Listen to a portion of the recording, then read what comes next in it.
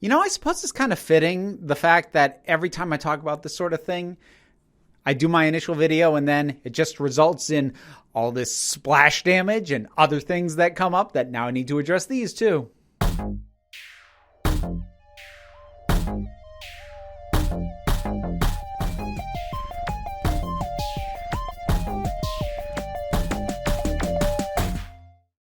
Hey there, folks. So, as you probably have guessed, this is in a way a bit of a follow-up to the videos I made on Joss Whedon and Gina Carano, though a little bit more on Joss Whedon because what I'm going to talk about is more applicable to his work than it is Carano's and The Mandalorian.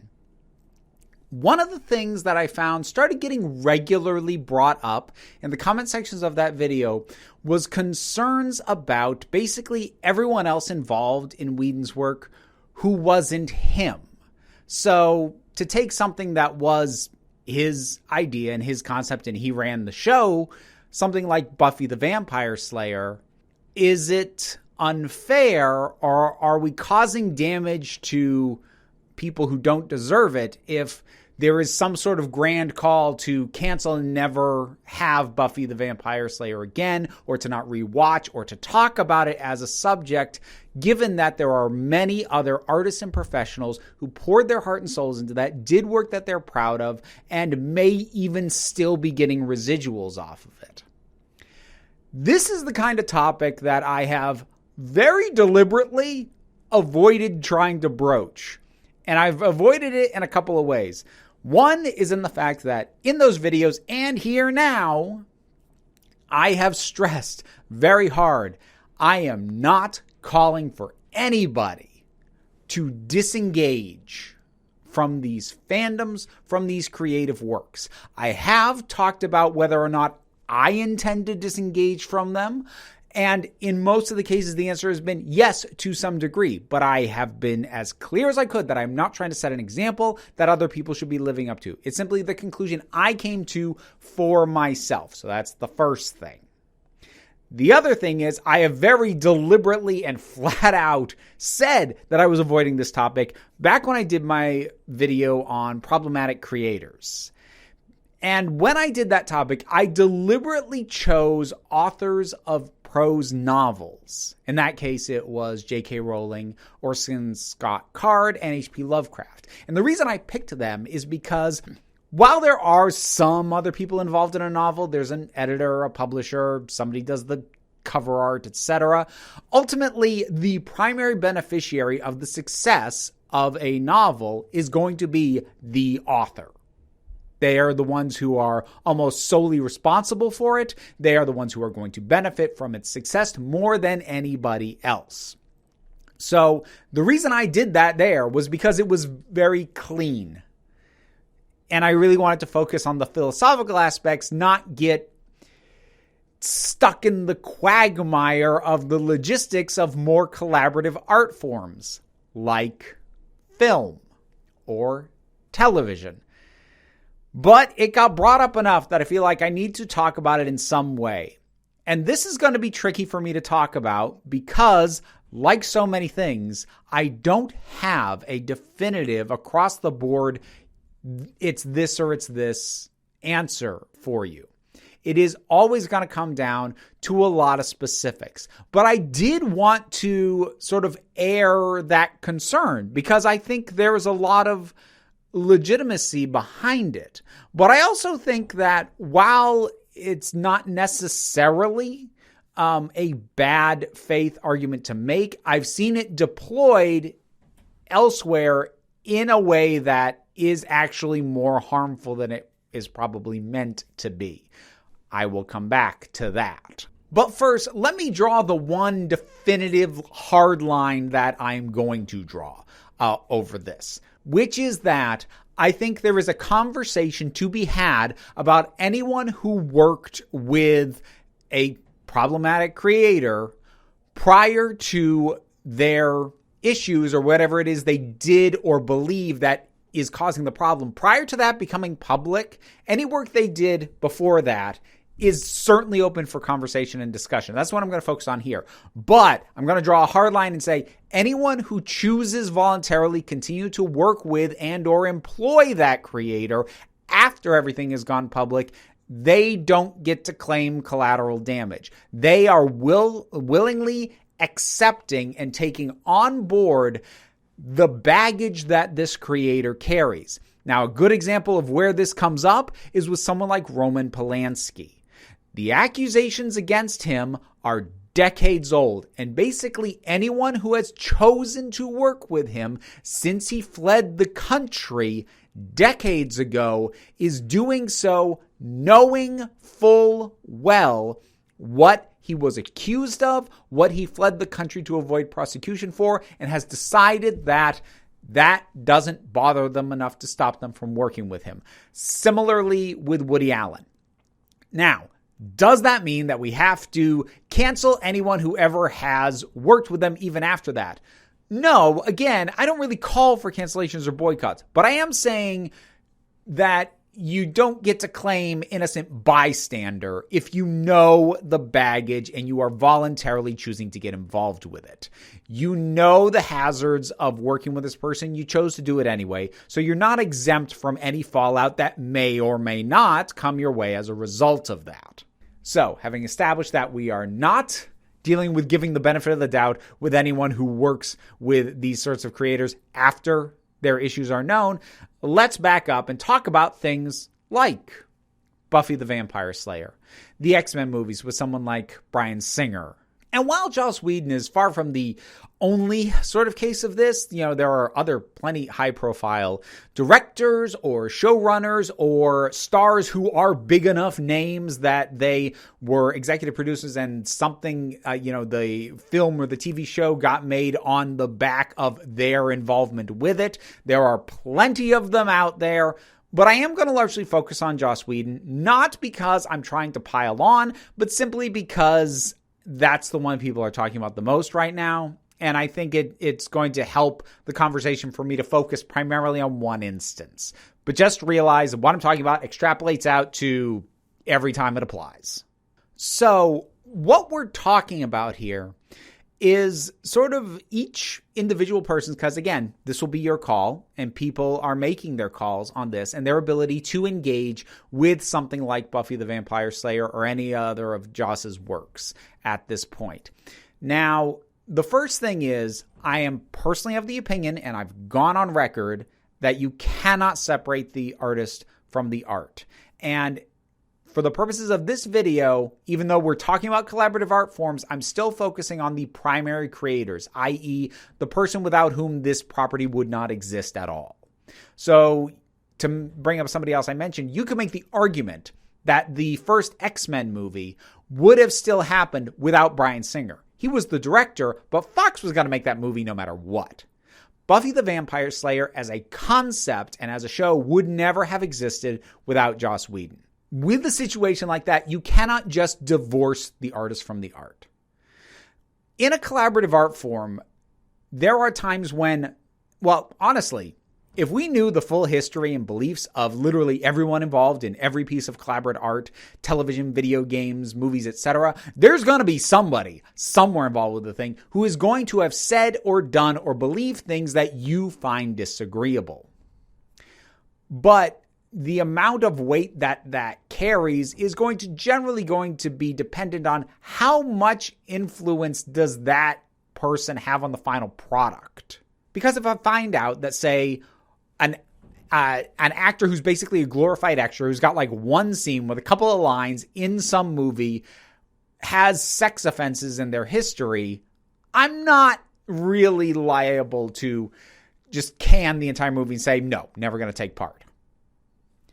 However, if I find out that there is an actor like that on set and the director pushed for their hiring and was aware of that history and put them in scenes with the kind of people that they had allegations of abusing, then yeah, I am going to judge that. And yes, that did in fact happen. That was Shane Black's Predator movie where that happened. So again, even when dealing with smaller contributors, it really does come down to what extent are the major creative forces aware?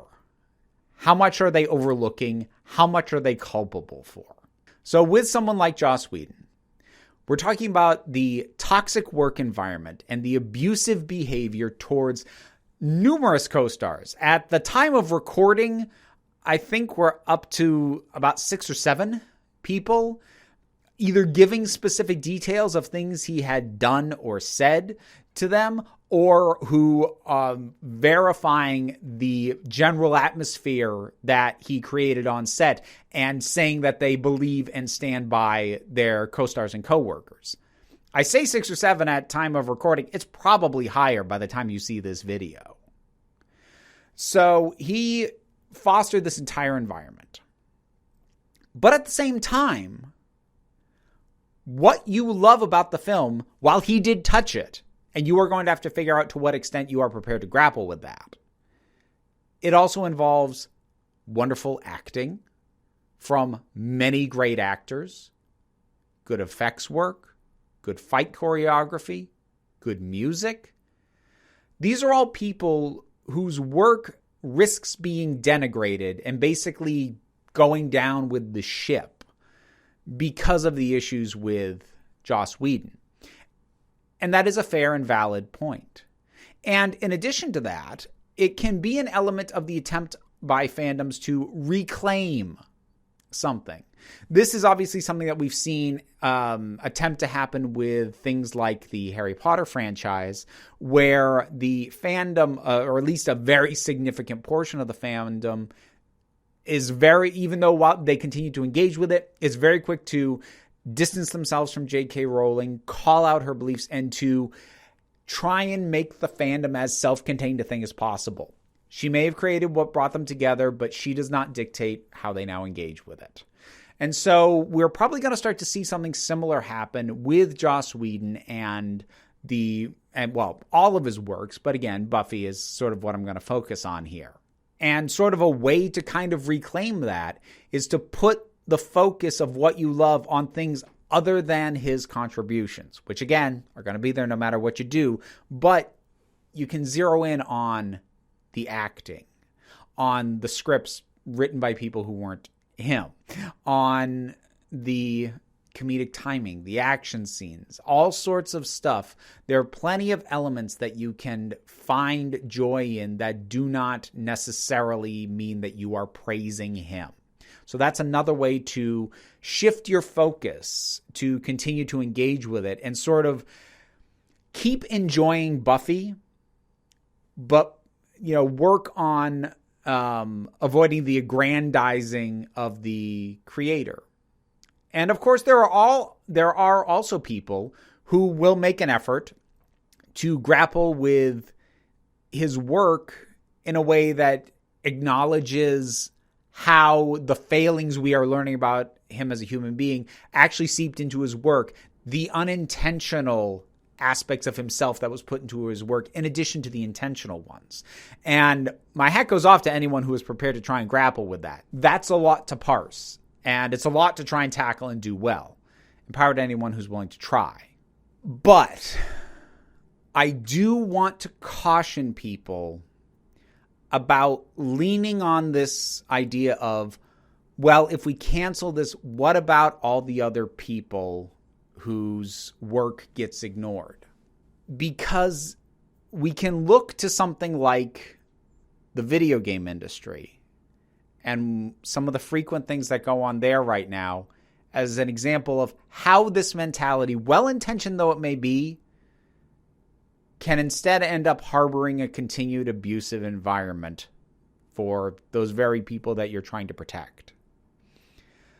If you don't know what I'm talking about, within the video game industry, abusive working conditions are honestly almost the norm, especially with any large company, what's known as the AAA video game industry. And I'm going to try and not get too far into the weeds on this, but typical issues involve things like what is called crunch times where, we need all hands on deck sort of thing, which have a tendency to mean that people are working up to 80 or sometimes even 100-hour weeks, are not getting paid proper overtime for doing so, even though no one deliberately says you need to work these extra hours or you will get fired. It is still understood that if they are not putting in as many extra hours as their coworkers, that they are liable to be replaced. This is a very damaging and harmful culture for a lot of people on the lower end of the totem pole within that industry.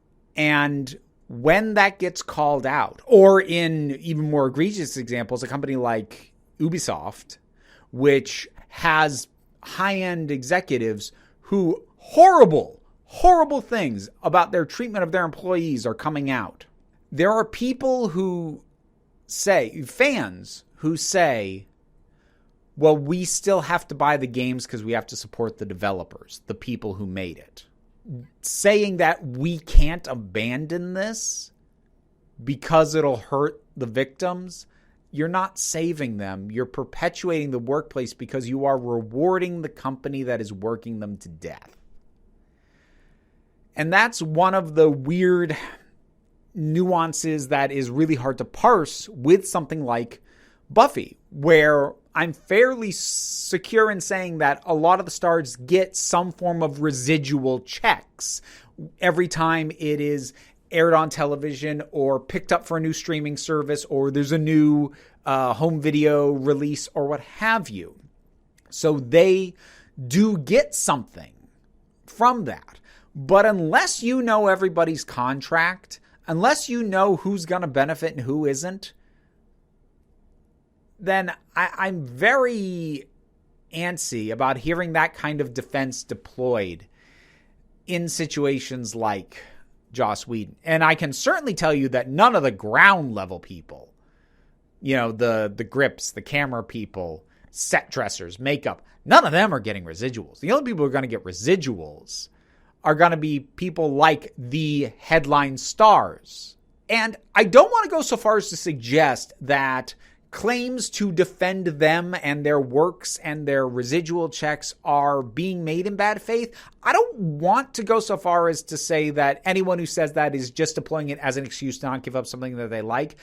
That can and does happen, but I don't believe that everyone who says that sort of thing is that way. I honestly do not. I've seen some very good, very passionate defenses of this perspective from people who I admire and respect and believe that they are honest in their position. And I also believe that they are introspective enough to have considered the sorts of things that I'm talking about. But again, my concern is this idea of, well, we can't cancel something because of the collateral damage.